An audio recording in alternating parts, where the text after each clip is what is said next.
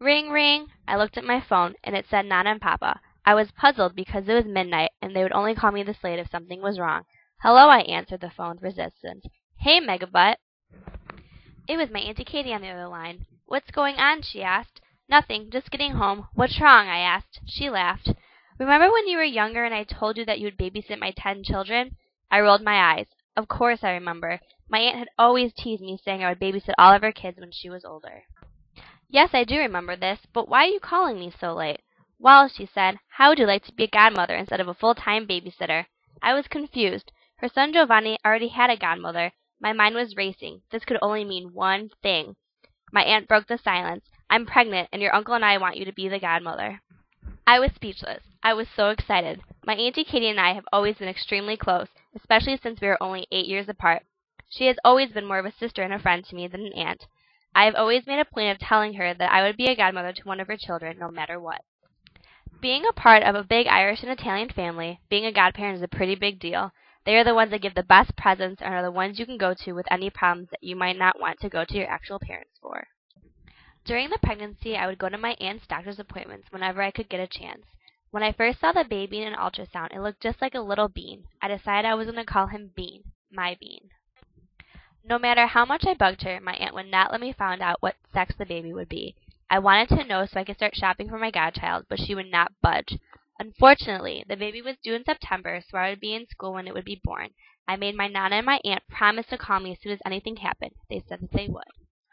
On September 19, 2008, my godson Jalen David was born. Unfortunately, because of school, I was unable to see him when he was born. He was happy, smiley, and healthy. A few months later, my Auntie Katie called me and told me that she had to talk to me. She said that she had bad news. She said that Jalen had a hole in his heart. I couldn't believe it. My perfect little Jalen. This just couldn't be happening.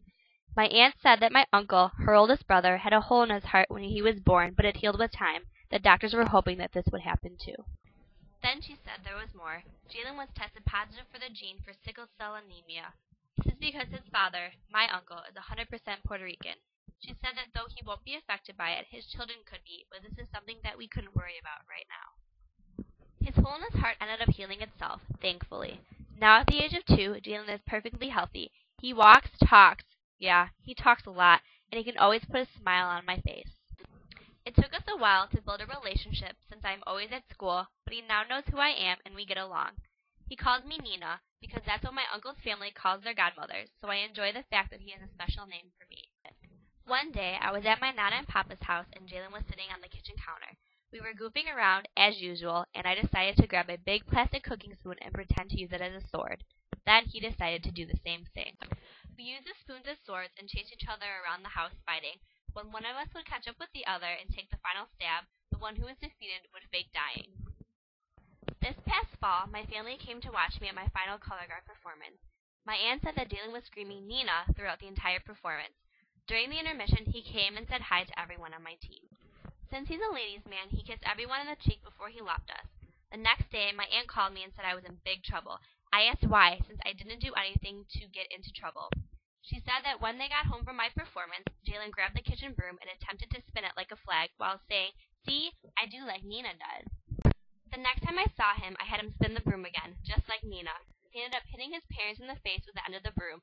Needless to say, we haven't asked him to do that again.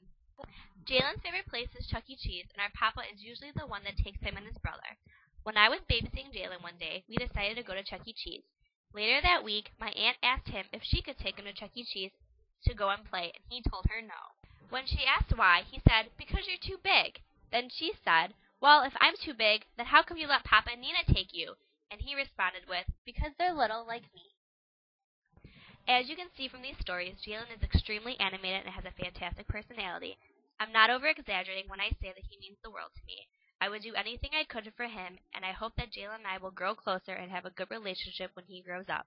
But most of all, I hope that I will have many more stories to share about him.